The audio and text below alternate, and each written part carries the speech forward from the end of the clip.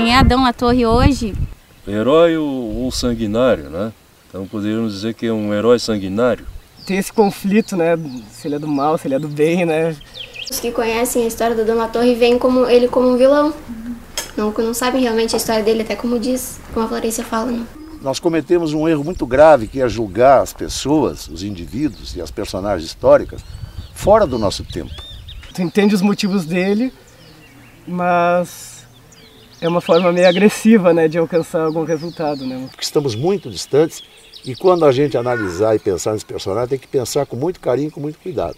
Mas, por outro lado, também, às vezes, precisa ter essas figuras, né, que se tornam mártires da Revolução, né, que essas imagens violentas que conseguem daí realmente sacudir as pessoas, né, da sua inércia. O povo tem que conhecer a sua história, né? Tem que andar para frente, né? E de vez em quando dar uma olhadinha no retrovisor, né?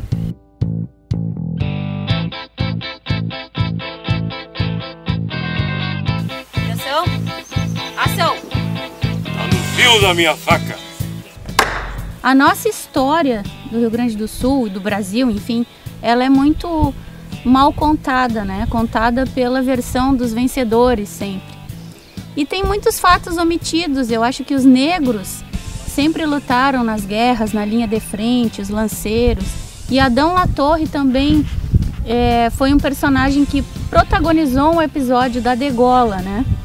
E também é um personagem que não existe um livro sobre ele. Ele aparece em algumas páginas, em algumas entrelinhas, né? E pensei então, por que não a gente materializar a história desse personagem que viveu aqui em Bagé, né? Que passou por aqui e deixou essa marca na história da Revolução. Por que não materializar isso no cinema? Tá no fio da minha faca, tu para, que a gente vai fazer outro plano, então degola, tá? Tá no fio da minha faca e a faca tá aqui, tu tá abraçadito nele, com a mão aqui atrás. Tá? Minha carreira como ator, nasci para ser degolado. Nasci para levar talho na garganta. Eu gostaria primeiro que você falasse sobre essa mistura do elenco de atores experientes com atores que são iniciantes. Como é feita uma dica da preparação para um filme assim? Todos nós somos atores, porque o representar a arte da interpretação é a mais humana das artes. A ferramenta do ator é o corpo. Evidentemente, o gesto, a voz, tudo mais. A diferença é que uns têm mais, menos talento.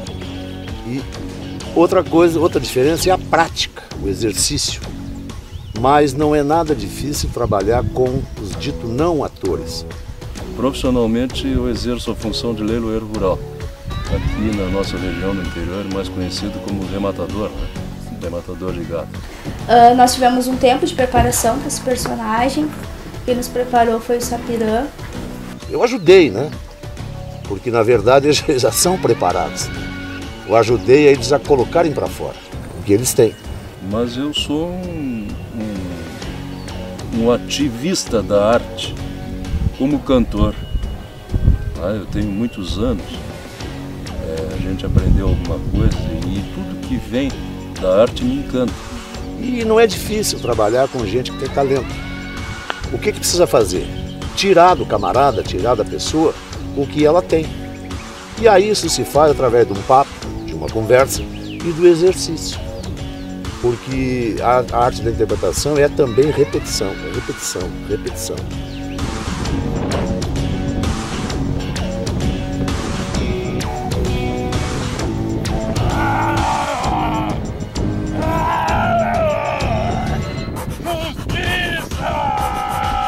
Por ser a primeira vez, aqui eu estou aprendendo muito e todo aprendizado na vida do ser humano é importantíssimo. Né?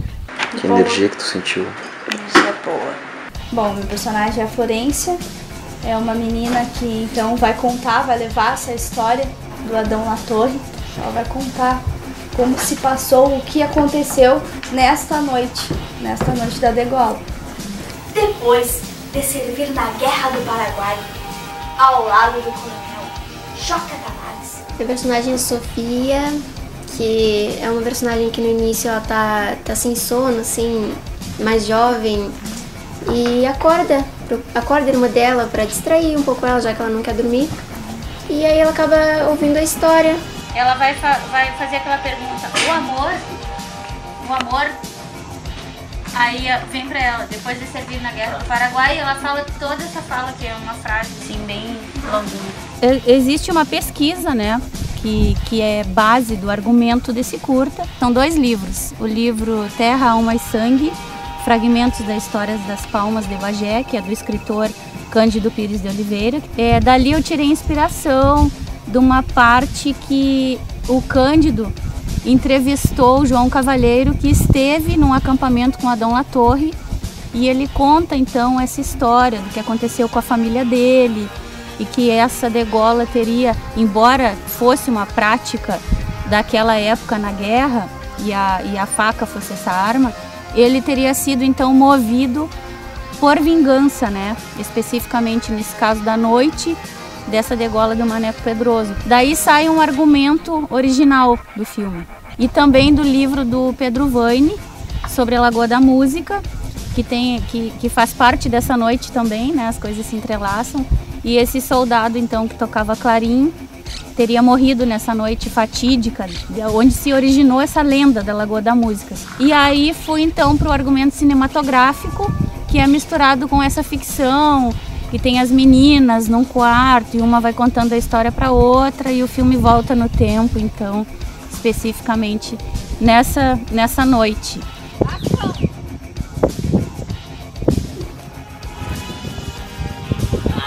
Desgraçado! Corta!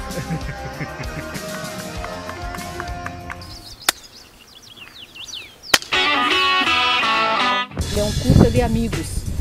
Todos que estão aqui, eles estão trabalhando por amor à arte. Então a escolha da equipe foi mais baseada nisso mesmo, foi fazer um filme entre amigos e procurar esses amigos que tivessem essa afinidade. Então pegar a afinidade de cada um dentro de cada função dentro da equipe. Eu estou captando som direto e a prioridade então nesse caso é capturar o diálogo, né, a prioridade geral, mas também ambiências do campo, o que tiver de som que contribua para a história também, de narrativa. Eu fui convidada pela minha colega e amiga Adriana Gonçalves para fazer a direção de produção, né? A verdade, a produção executiva, o que ela faz? Ela vai ver as locações, né? Cuida da parte, na verdade, a parte mais difícil, que é o orçamento do filme, né? Meu primeiro trabalho em maquiagem foi numa oficina de cinema no qual a gente produziu um filme que foi o Circo. E ali foi bastante, digamos assim, machucados, balas, ferimento, né?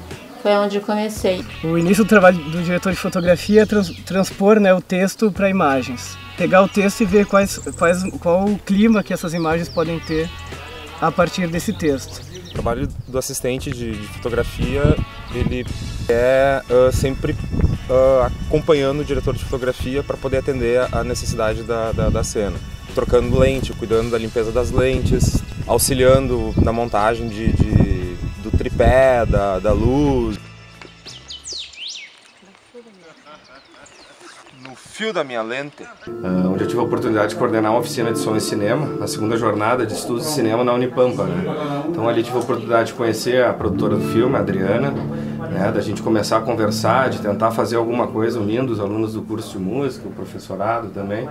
A gente procurou elencar alguns gêneros musicais dentre os tantos dessa região que pudessem retratar um pouco desse cenário, né? Certamente pensou nessa questão, primeiramente, da milonga, como um dos gêneros mais representativos da região do Pampa, né? Que a gente, inclusive, está ouvindo aqui agora.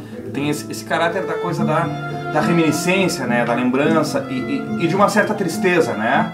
E também outros gêneros, como, por exemplo, algumas citações do candombe, né? Esse gênero de essência uruguaia, já que o personagem, o Adão Latorre, ele é uruguaio, um negro uruguaio. Mas tem outros elementos também, tem os elementos de marcha, né? Por essa questão da guerra. Tem uma parte que é mais voltada para os vocais, né? Acho que, então, esse conjunto de trilhas, né, que compõe o filme, tenta, então, buscar as diferentes nuances, né, desse personagem, né? Que o roteiro tenta trazer esse lado poético da história, de ver os dois lados da moeda, né? Então a gente também tinha que trazer uma certa tensão, né, para a trilha e ao mesmo tempo contemplar esse Adão amor, vamos dizer assim, né? Tá, ó que o cara aí, ó. O som do cinema dá para dividir em som direto, que é o capta no set. As ambiências, tu pode captar no set, mas pode ter um banco de ambiências, né? Efeitos e o Foley. O Foley é o que tu grava no estúdio, tu refaz os sons que foram feitos, que não são diálogos. A produção executiva faz com que se viabilize tudo no filme, né? A alimentação, o transporte.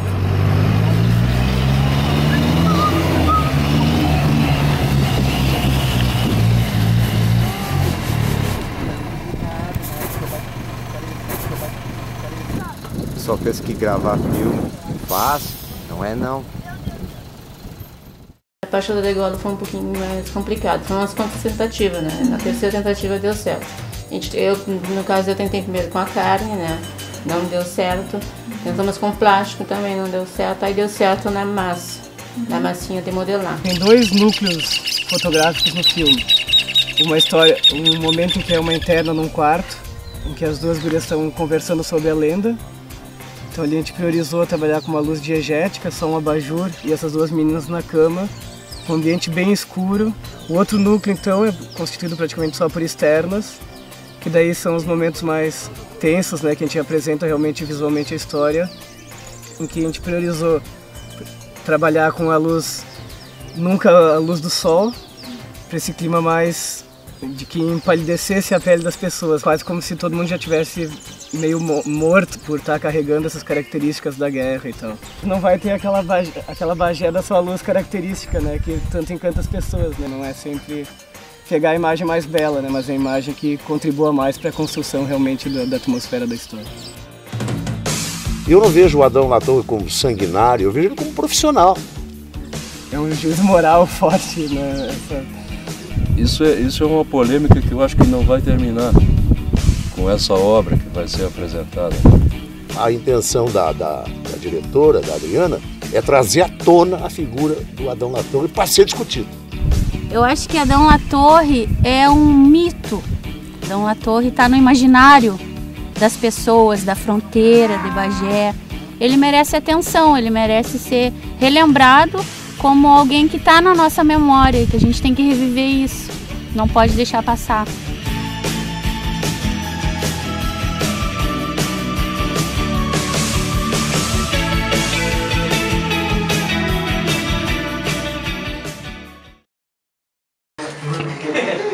Não?